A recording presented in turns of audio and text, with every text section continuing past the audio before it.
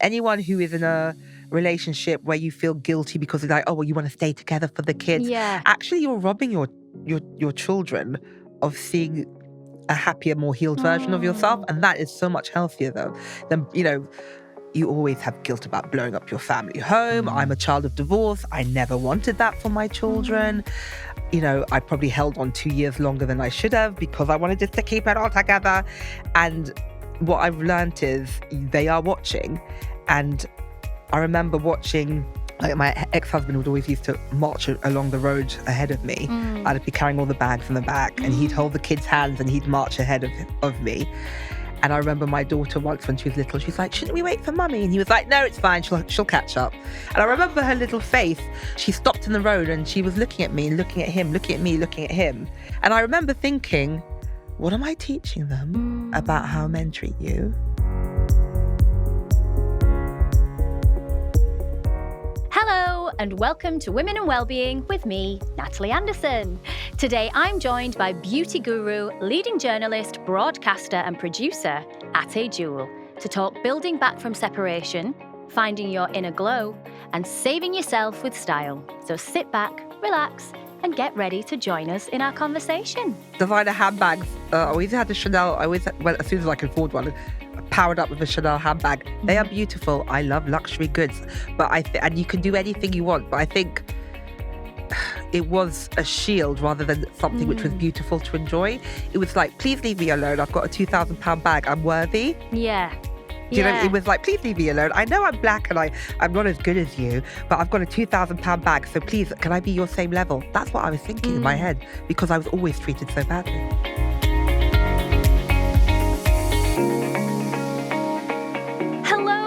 I hope you're all well and you've had a great week. Now today I am so thrilled to be joined by one of the most beautiful women who every time I chat to her always leaves me feeling just a little bit more joyous. One of the UK's most celebrated beauty journalists with 25 years in the industry, she is the go-to beauty editor for titles such as Marie Claire, Glamour and Vogue, to name a few.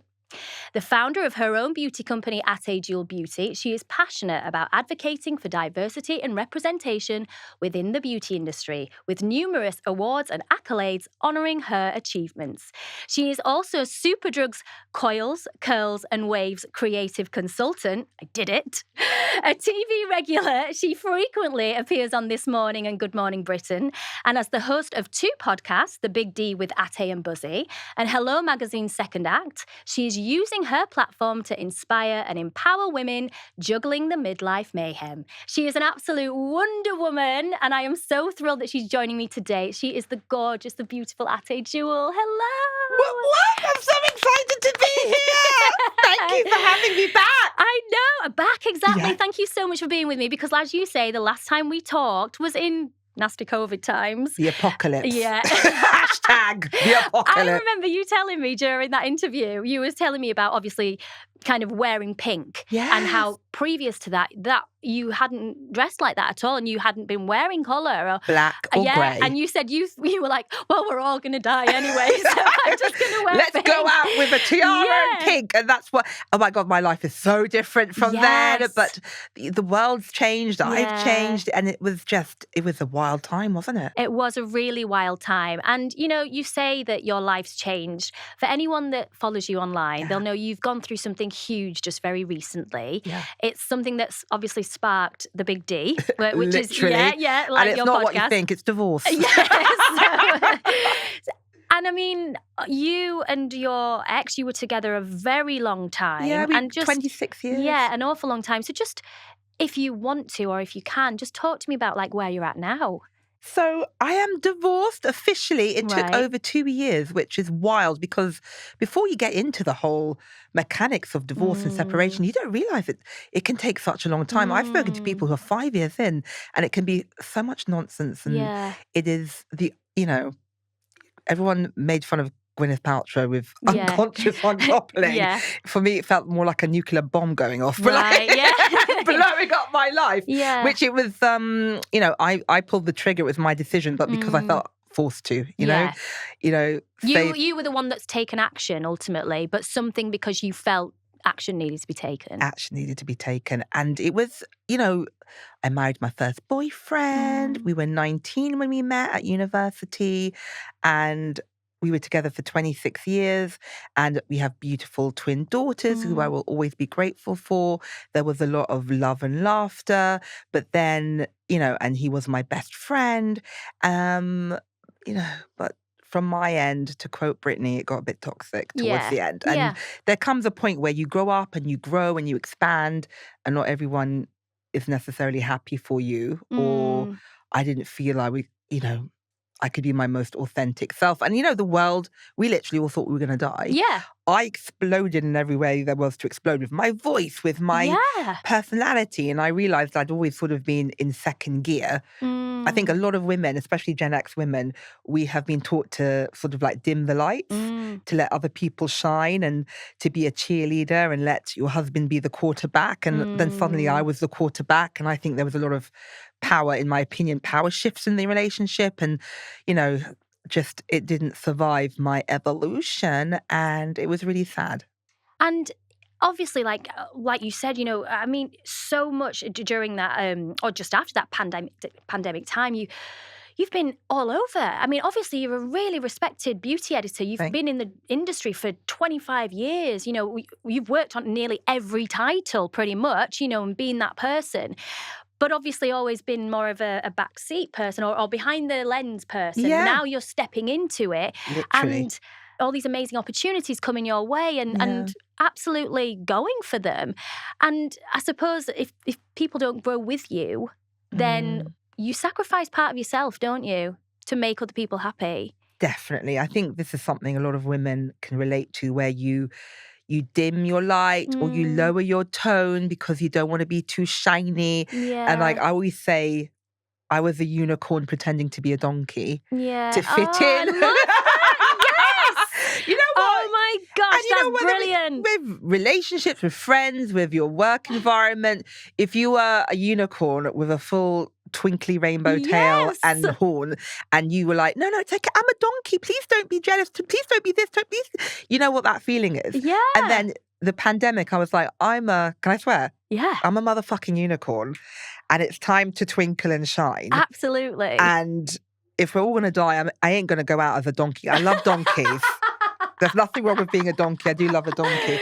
But I was just saying, I just twinkled and shined, and I was myself. And, all through my career, I was very frustrated being a Black beauty journalist. There's there's only like two of us at the time. It was the industry, the world was very different. We didn't even have words for like microaggressions and unconscious bias. I could have been doing what I've been doing for 25 years, but I only got the opportunity to be this version of myself after the pandemic, after Black Lives Matters, after George Floyd was murdered, after the world had a kind of reflection period. And so that was very frustrating, not to be seen or to be celebrated or to be myself, because people just didn't want to see, a big Black lady on TV was just not the thing back in the day. Everyone was like a size 6 from Hertfordshire and called Charlotte. And God bless you. But, there were all these rules that it wasn't for the likes of me. Yeah. And then the pandemic happened, the world changed, and I got to be myself, and opportunities came, and I just grabbed them and was so grateful, very grateful that I got to live in a time where I could be myself. Be your true self. Yeah. And really live as your true self as well. And, tell me now then what life looks like for you and kind of how things have changed and moved on and, what it looks like with you and your daughters. Oh my God, it's been such a journey. Yeah. I've been diagnosed ADHD, and I think like millions of women with a late midlife diagnosis, it's been so healing, the self-compassion. Because instead of feeling like I'm like a late hot mess because I was late for you as well, I literally have a doctor's note. I'm on meds. I've got a doctor's note. I've got time blindness. And I've got all these alarms I set up. I've always trying to hack my brain. But, I've started meds for that. I've got regulation. I'm doing breathing with my lovely friend Nahid, she's called the Human Method. And you just have so much more self-compassion. That has had such a knock-on effect. The relationship with my children is so much better.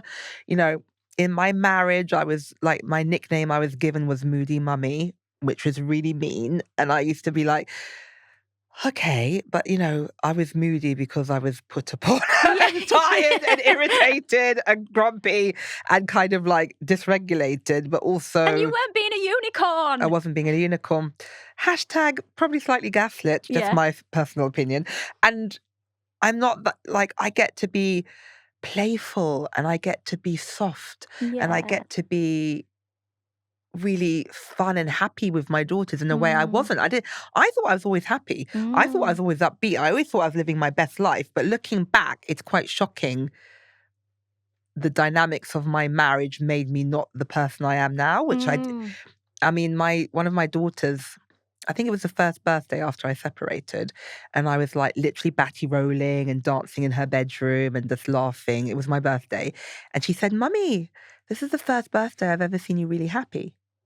And I went, Oh. "Don't be ridiculous." Yeah. She was 13 at the time. I was like, "I'm always happy. That's not true." She went, "No, Mummy, this is the first birthday I've seen you happy." And that was such a wake-up call. Wow. I said, "What are you talking about?" And then she got her phone out and she went in her roller in her phone and looked at past birthdays. Mm. And she goes, "You're always in bed. You were always sick. You always had a cold. We always used to have to serve you food in bed because you were like recovering from something or you were exhausted." Mm. And I was like, it was quite shocking. And she's like, "Look who you are now." And I just was like, I felt so guilty. I felt so sad for that version of myself Yeah. who thought I was really happy and glowing. But I was like, I was 7 stone heavier. I gave myself type 2 diabetes. I was always really tired. I was always really like grafting and grinding and working. And it was, someone told me when I was on a health retreat for work at Vivamaya. Yes. Very famous. Just before the pandemic, Yeah. 2020, like February 2020, literally by the skin of my teeth, I You went got there. back. I got there. And the doctor said there to me, Ateh, children never listen to you, they watch you. And I felt so guilty for what I had shown my children, for which I thought was a very loving, happy mum. But obviously I was tired, not happy, put upon, grumpy, moody because of what I was going through. And it's been really healing to show Yeah. them and to introduce them to me. To this version of Yeah, you. and I feel really, again, grateful. And we were in Amsterdam for Christmas. Yes, I saw that on your Oh my Instagram. God, It looked amazing. We had a giggle. And they kept on saying, "You're really funny." I was like, "I am hilarious." I said, "It's so nice to meet you." Because I don't Oh. think they saw that lighter, softer, Yeah. playful version of their mum. And so I feel really happy. And anyone who is in a relationship where you feel guilty because it's like, "Oh, well, you want to stay together for the kids." Yeah. Actually, you're robbing your children of seeing a happier, more healed version of yourself. And that is so much healthier though than, you always have guilt about blowing up your family home. I'm a child of divorce. I never wanted that for my children. I probably held on 2 years longer than I should have because I wanted just to keep it all together. And what I've learned is they are watching. And I remember watching, like, my ex-husband would always used to march along the road ahead of me. I'd be carrying all the bags in the back and he'd hold the kids' hands and he'd march ahead of me. And I remember my daughter once when she was little, she's like, "Shouldn't we wait for mummy?" And he was like, "No, it's fine. She'll catch up." And I remember him walking around the corner, and I remember her little face because he went off with one of my twins and the other one who's she's very sensitive and she's ADHD like me. She was like she stopped in the road and she was looking at me and looking at him, looking at me, looking at him, because she knew in her bones it was wrong. Wrong. And I remember thinking, what am I teaching them about how men treat you? What am I teaching them about how to be in a relationship like that? Because, and I remember that was like a little breadcrumb of like, I'm teaching them how to be disrespected. And so I think anyone who's in that position, teach them how to love yourself, teach them how to be happy, teach them how to be kind, self-respect, all these different things. And sometimes the only way you can do that is through ending your marriage. And that is, it takes real bravery to do that though, I think, for women to be brave and to kind of say, enough's enough and I choose me. Yeah. Like- I mean, that was like, him walking around the corner did not blow up my marriage. Yeah. It was a little, It's a stepping stone, wasn't it? it was a kind of? little like, oh God, what, like, look at, like, especially being a twin mum to girls, Yeah. you have to model good behavior. Yeah. And towards the end of my marriage, I remember saying to myself, would I want my girls to be married Yeah. in this marriage? In this situation. Would I choose this marriage for them? And the answer was no. So I was like, how can I teach them to stay in a marriage like this? So I had to, like, with love and release, Yeah. you know? And that is very difficult. And there was a lot of, you know, it's over 2 years now. I really feel I've turned a corner. I have love and release. There has been forgiveness. And forgiveness, I always, you know, I'm an Aries. Like, I'll burn your fucking house down. Do you know what I mean? Like, metaphorically. Yeah. I do not condone violence, but I'm fiery. And, you know, I feel, you know, within the end of, I feel that there was a lot of things that I feel I got played. I feel very hurt about. I feel very upset, and, you know, that's for me that's my interpretation of it, but it's also hurtful things happened. Yeah. But at the same time, forgiveness, which I was never into, because it's like, not till my dying breath, I curse you. And I've learned that forgiveness is not saying the things you've done to me are okay. Forgiveness is actually, I no longer will be tethered to you. Yeah. I release you. Release, yeah. Which is a very beautiful gift to yourself.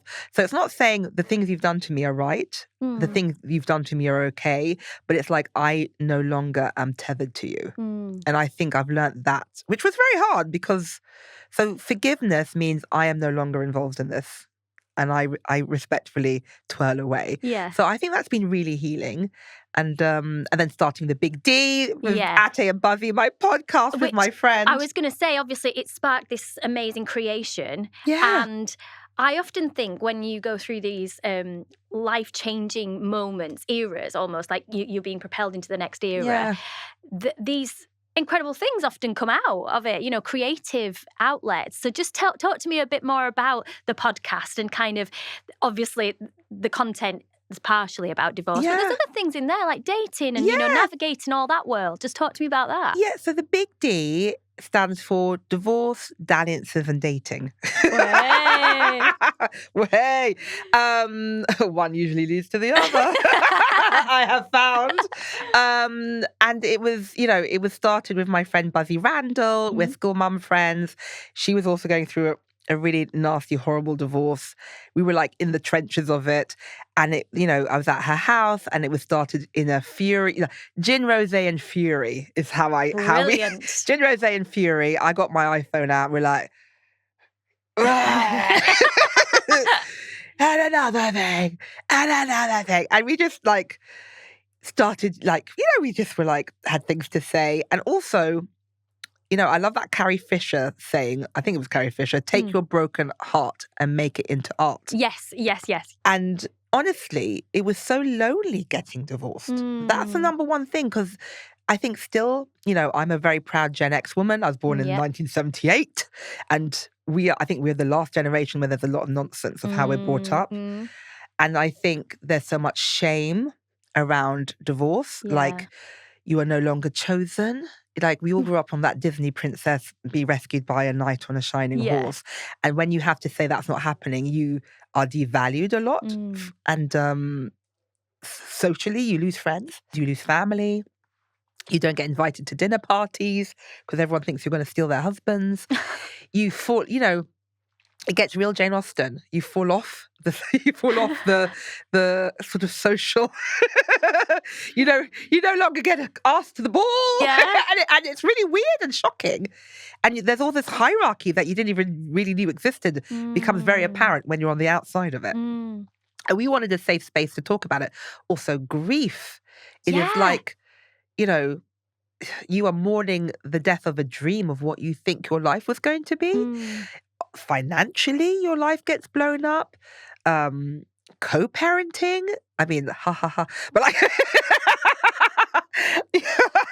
Sorry. Where I'm do trying. we sign? Co-parenting. I can't even say it without laughing. Yeah. But having to like navigate raising your children with someone who was together, like, you know, which is hilarious because at the end of the day, I know I am up until 2:00 in the morning getting Halloween outfits together, sewing in name tags, getting the fluff out of the dryer for the 15th millionth school uniform wash, which I don't know how many other husbands, like ex-husbands, are doing that, but you know, the mental load often goes on to the mum and to the woman, and we never talk about that. Yeah. And so we just created this space, and we have had the most incredible guests on, like Lizzie Pickering, who's a grief counselor, Jo Wood, who is hilarious and amazing, and was very open about her very public divorce to Ronnie Woods from the Rolling Stones. We've had Val Garland from Glow Up on, and it's just been, and we've got amazing guests coming up, and it's just been so healing to talk to these formidable people. We also had a boy on, our first boy, called Tom Nash. And I always say, thank God he came on season 2 because we're more healed and less feral. Because he had an affair. Right, okay. And blew up his marriage. And now he's a divorce coach. Right. And it was very healing to hear him speak because he was like, I take full accountability. I never thought I was going to be that guy. And to hear it from the other side, you know, is really interesting. So he was fascinating. And it's been a real healing journey. Very positive, very funny, very feral. Because I think, you know, when something so horrific like divorce and the breaking up of your family happens, my defense coping mechanism, which my therapist will tell you, has always been humor. but I think it's been really healing to talk about it, to exercise it, to deal with it, and to take the shame out of it. Yeah, and to invite other people in as well, to invite other people to actually be part of this journey with you and to share those experiences because, you know, it is a universal thing. Like, it does happen. Your heart probably will be broken once or a few times in your lifetime. Absolutely. And as you were saying there, the grief of a marriage breakdown and how that affects different family members and, you know, and friendship groups, like you say, and the children and all of these different things that sometimes you just need to sound off. And when you've got another person that you're sharing that experience with and you can bring others along with the journey, I'm sure your audience is like, oh, that's me. And have you personally, like being the podcast host, I've found so much within this show that I've been like, oh, help me, please. You know, like to the guests, like, you're helping me. And literally healing me. Yeah. It's been a healing talking about, you know, my divorce. And my divorce only came through on the 20th of October last year, 2025. Gosh. So it's been a long old road. And it's like, and how do you move on? And how do you, you know, it's all about rebuilding your identity. Because it's like who, you know, in a marriage, you know, to have a good marriage, you do need to compromise. And that is healthy. But then I think there gets a point where like, who am I? I think when you get lost, you can get really, and then I think post-separation divorce, you have to rediscover who you are in that moment. You have to think, who do I want to be? And it's so much work to be done, but it was very healthy and healing. And it is a giggle. And it's, you know, whether you have a broken heart or not, it's about rebuilding.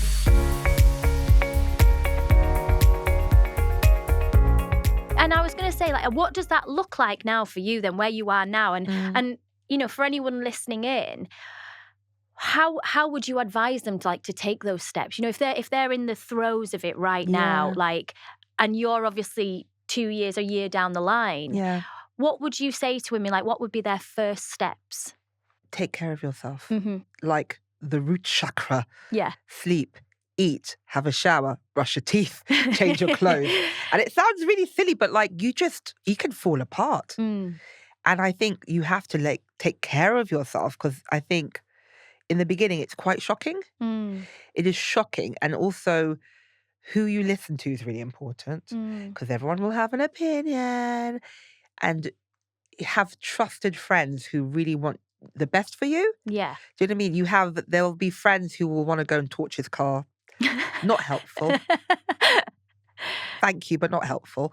And you'll have friends with you. I have got such beautiful friends who got me. I call them the shield maidens. Because, you know, that's good. We like that. Like Viking Shield Maiden. Make yourselves known. Make yourself my Viking Shield. They got me through it. So it was like, okay, yes. Thank you for offering to burn his house down, but no thank you. Not today. I can't do jail time. I've got stuff to do. I've got friends who are like helping with spreadsheets. Okay, let's get a spreadsheet together. Let's do a monthly crunch. I have friends who were like, because I've got the ADHDs and I'm undiagnosed dyslexic, but I know I am. And like all the paperwork. Oh my God. So I had a friend who was just like, let me do the paperwork. Let me read the thing. And, she spotted a mistake, which would have been so expensive if I just got tired and signed it. And you have friends who are really there to have your back. There will be people who are, what is the word? Who want to just feed off your drama and pain. And that is really the vampires who are there for the plot twist. And it's really shocking because I think a disaster always shows people who they reveal themselves to you. So you have people who are there who will listen to you because they want to hear the drama and not to heal you or to be kind to you. And you have to really get rid of all the toxic people from your life and in your family as well. And I say that you protect yourself. You will be having people saying lots of different things, and you have to protect yourself and have a tight edit of the energy around you. Yeah. And in terms of getting your glow back, so to speak, like I've seen obviously just purely on your social media, it's just such a joy to see you and to see all the amazing things that you're doing. And those steps, what anchored you? So what did you personally do to go, right, okay, this is me, this is the version of myself, and this is how I am going to reach this? I think health was really important because I'm someone who lives in my head and not my body. Yeah. And I always ate my feelings. In my marriage, I doubled in weight. So when I was 19, I was like 11 stone. And then I went up to like a 22 stone within my marriage, which if that's not a red flag, I don't know what is. But and I gave myself type 2 diabetes, which I take full responsibility for.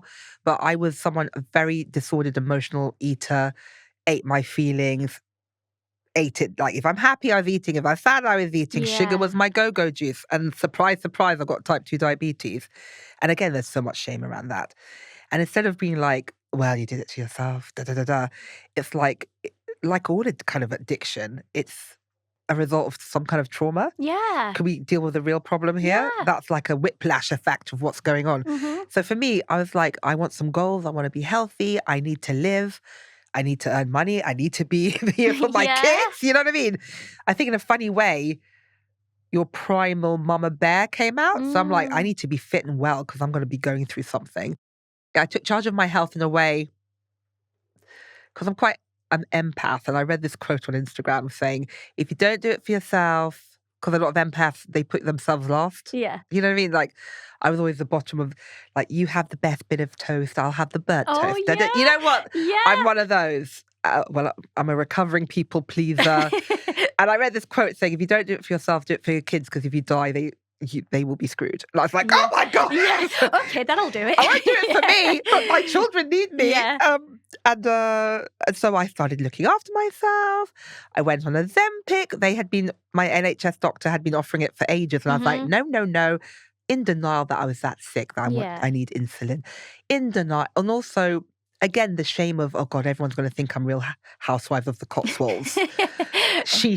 You know what I mean? I was like, no, I need to live. Yeah. Give me the jab. Absolutely, yeah. And God, that was really effective because it just takes away that kind of, I call it the vampiric hunger for sugar. It dials down the food noise.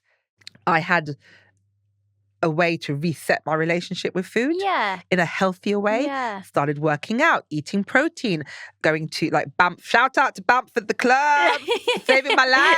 I'm on the committee there. But also, if you told me I'd be someone who'd like going to the gym and like doing heavy weights, especially being someone in midlife, all midlife women, please do heavy weights. It's good for bone density. Yes, it's good for bone density, good for your mood regulation. Working out with my lovely friend BB, the fitness coach. Again, just one of my shield maidens. Yeah. Literally helped save my life, I'm reversing my type 2 diabetes. I'm now like pre-diabetic. I know another student, if I lose another 2 stone, I will reverse it. Yeah. And that is a huge goal for me. Yeah. I really abused my body because I felt it was never a safe space. And Mm. it's time to love myself Yeah. in every single way possible. And that's with your health, with your body, with the things you say, positive self-talk, the people you surround yourself with, the things that you read, what's on your feed. You have to really look after yourself. So that's been really, really, and I've never really done that. Making those conscious decisions as well. And if you've never been, not everyone gets taught that. No. As You're well. right, yeah. Not everyone gets taught that. And I think if you have, good for you. You're But lucky. most of us that came up during the same time, those messages, they weren't around, were they? We didn't have those messages when we were younger, in the late 80s, the 90s. It wasn't... It was get on the Special K diet. Yeah, that was it. Do you remember that? Oh my God, 2 bowls a day. I know. I remember, it was so toxic. And the cabbage diet and the this diet. And no one will love Atkins. No one will love you if you're not a size 10 or under. It's just, you can't, it's so cringe. And it was just, especially being a black woman, I was never the prize. And I always felt really grateful to be chosen. And it was just so much noise that you don't realize. And I think unlearning has been the gift and part of my journey. Unlearn all the rules that I didn't even know were put on me that I had internalized. Yeah. And just be yourself, which is really hard. It is hard, especially if you've spent so long not being yourself. Trying to fit in. Yeah, trying to fit in, dialing yourself down and being what everyone wants you to be. And do you know what I mean? Playing those roles, I suppose, that don't fit. They don't fit. And deep down in your heart, you kind of know that. And you're and you'll never win. I can never I'm never gonna listen. I am Nigerian, Trinidadian. I've got a juicy, curvy body. Even if I tried, I'm not gonna be 1995 Kate Moss waif. Oh. Even if I wanted to be. Yeah. And in a funny way, that did save me because I was like, even if I try and play that game, I ain't gonna win. So pass me some chocolate cake, and I probably went the other way with disordered eating. And it's like a game. I chemically straightened my hair for years because please, can I fit in? I know, I was going to say that to you because obviously I remember the last time that we spoke, you'd said how the version of you now is so different to the one that used to go to Vogue House when you were working, and you were going in there in this, the grey suit and the straightened hair and a power handbag because that's, please leave me alone. It was my shield. Yeah. Designer handbags. I always had a Chanel. I always went as soon as I could afford one. Powered up with a Chanel handbag. They are beautiful. I love luxury goods, but and you can do anything you want. But I think it was a shield rather than something which was beautiful to enjoy. It was please leave me alone. I've got a £2,000 bag. I'm worthy. Yeah. Do you know? It was please leave me alone. I know I'm black and I'm not as good as you, but I've got a £2,000 bag. So please, can I be your same level? That's what I was thinking in my head because I was always treated so badly. Yeah. I remember being backstage at Fashion Week and someone saying, why are you here? Can I see some credentials? I was always treated like that. I'm here with the sponsor, with my production company filming. I remember sitting front row at a fashion show. A woman came, grabbed me by my arm and dragged me out of the seat going, you don't belong here. Go to the back. That was my experience. And we don't talk about people. If you said the things that we went through, it was wild. And so I had to have these little talismans of status as power to be please leave me alone. And even those didn't work. Even you know what I mean? And you're never going to win. So you might as well just be yourself and expose the nonsense and and voice it. But we didn't have the words. What's a microaggression? What's unconscious bias? What's so it was the pandemic was a horrific time, but it also was the beginning of my second act. Yeah. Yeah. And, talking about the second act there then as well, obviously you're the host for Hello, which is amazing. And it's such a brilliant podcast. And some of the women that you've interviewed. Formidable. Have you taken away anything from those conversations, and which ones in particular? Can I just say, it's like having an MBA and being a badass. This job is insane. It's I don't know, the Harvard Business School of being a badass, formidable woman. It has been such a joy and a gift to have these conversations. And again, growing up, your life ended at 40 as a woman. Yeah. Thank you for your service. Could you please go to the back? Literally. Bye-bye.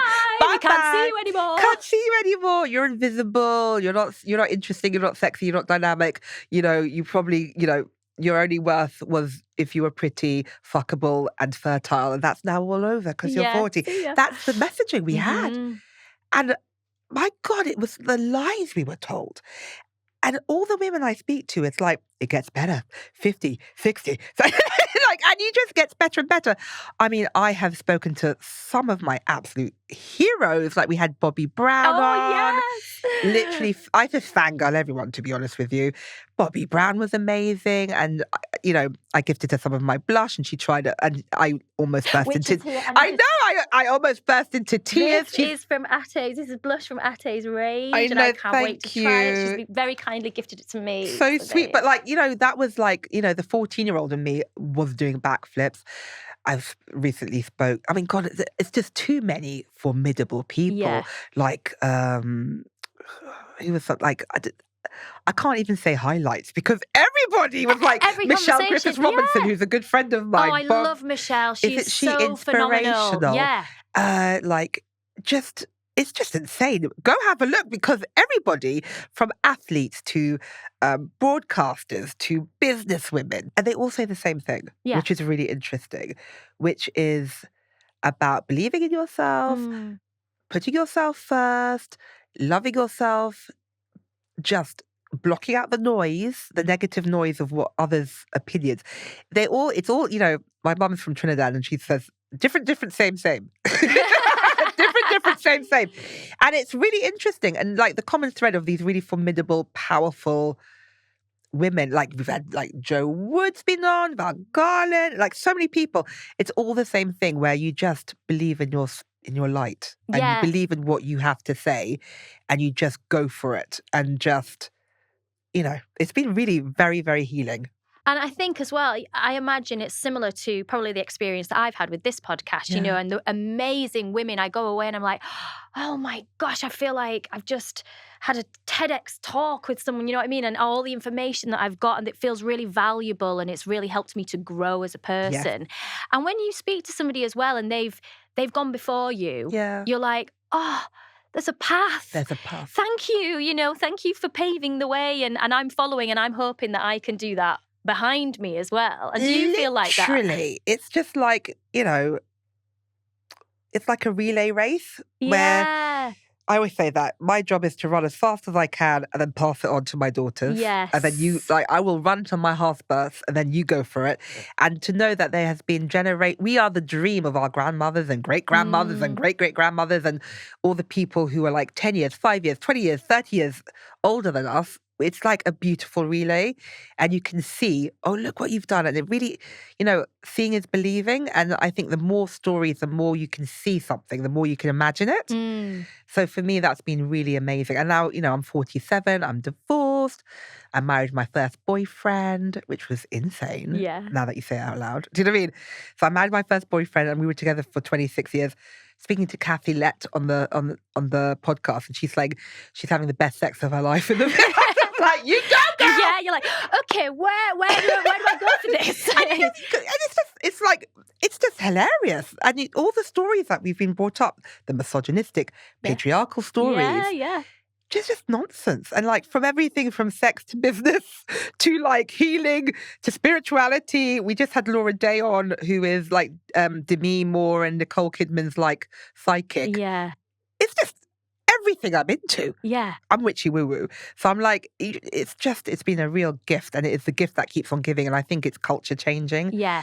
To have a space and to have these conversations. And, I've got twin daughters who are 14 and I want them to see, I didn't even know.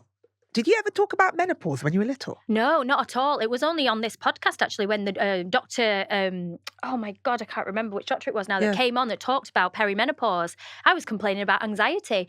And I was like, oh my God, why have we not been talking? I felt like we'd been done such a disservice. I was so cross about it that I was like, so actually there's a whole other phase after pregnancy that nobody's ever told. Yeah, it ends at pregnancy. Ends at pregnancy.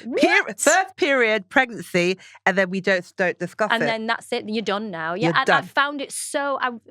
I was infuriated by that, and it made me really. It was kind of the reason why I wanted to continue with this was to say there's so much more conversation that we need to have, So and a much more. general conversation. Like, you're not speaking to women that really need to know what's going on with their bodies and their minds, and actually, it's like dumbing people down and just passing off what women are experiencing as, oh, you're just stressed, or you've had it now. Well, actually, no. No. If you allow me to harness what's happening with myself, I can actually be the best version of myself ever. Yes. And I feel like the generation before us, were not allowed to do that. Put up and shut up and Yeah, suffer in silence. Exactly. Whereas we are like, no, this is our best time. And do you feel like that? It's your best time now? Yes. I mean, my goodness, you have.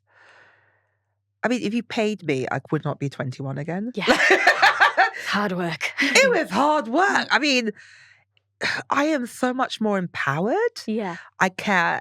Like, my mum did say, the minute you turn 40, you don't care what people think. And I was like, whatever. Literally, the stroke of midnight, 0 fucks were given.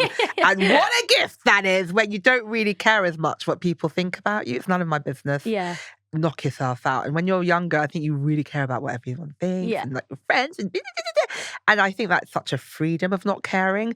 I've got, I'm the captain of the ship. I love it. And I don't have to prove myself to anyone or anything. I have to make myself happy and I have to protect my children and that's it. And, that's liberating. And like just to go for it. And I think the older I'm getting, like I'm 48 in March, which seems wild because it's just like, it goes so quickly because you get older, but you don't feel like... No, in here, you're like, I'm still the same. I'm still the same. Except a bit wiser. You are wiser. And, at 19, if you had said 48, that would have been such a scary old lady number. Do you know what I mean? But then, like, look, you're like, when I think of 50s, I think of J-Lo swinging around a pole. Yeah, not the Golden Girls. Not the Golden Girls, who are all younger than us. They're younger than us. Oh my God. Like, which is so funny. That is wild, isn't it? So redefining all of that has been so delicious. And like, I love the fact, well, I mean, it's shady as hell, but when I first separated from their dad, I was driving in the car. You know how children say the wildest stuff? They were like 12. And one of my daughters was like, are you going to have another baby? Like, what? And then my daughter was like, the other twin was like, she's perimenopausal. Probably not going to happen. And I was like, first of all, I'm thrilled that you know what perimenopause is. Well done. Second of all, like, what? But it was just so it made me laugh because they had that language, because I think they were just concerned, like, oh, what's going to happen? Is there going to be new sets what's of next? What's next? And I was just like, and I just was like, oh my God, it was just wild. But like, the world has changed that at 12, you're like, she's perimenopausal. Probably won't happen. But actually... but actually could. Perimenopausal, that just means like she's probably going to enter the next phase of badassness. Like I you didn't said. even know what perimenopause was about 3 years ago. Yeah. Like 5 years ago. Like the word. I saw my doctor write it on a piece of paper 5-6 years ago, and I was like, how dare you? What are you saying? I go around how going, dare it's definitely that to all my friends. Before we have to quickly wrap up, I need to talk to you about Ateh Jewel Beauty because it's so beautiful. And thank you. I just want to know what's happening with it now, because obviously it's such an incredible brand, and what's your next goals with it? I launched it 5 days after I blew up my marriage. Oh my gosh. Which is why... I keep saying out of this madness is like this amazingness. I ended my marriage on the 1st of July, and then I launched it into Harrods on the 5th of July. Wow. It was, my friend was like, could you have not waited a few days, darling? I was like, no!